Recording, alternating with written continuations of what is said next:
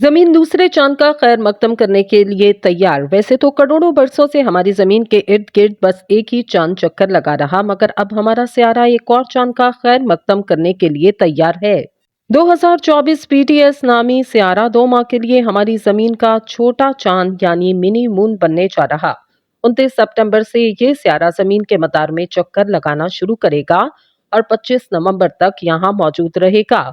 इस सियारे को अमेरिकी खलाई इदारे नासा के एक प्रोजेक्ट ने अगस्त 2024 में दरियाफ्त किया और अब वो जमीन तक पहुंच चुका।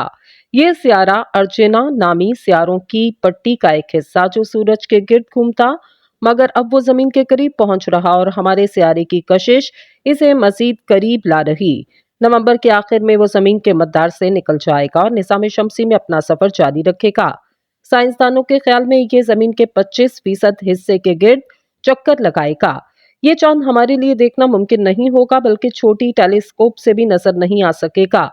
ये सियारा 2055 में एक बार फिर वापस लौटेगा और हो सकता कि उस वक्त फिर जमीन का मिनी मून बन जाए, मगर अभी इस हवाले से मजीद कुछ कहना मुमकिन नहीं।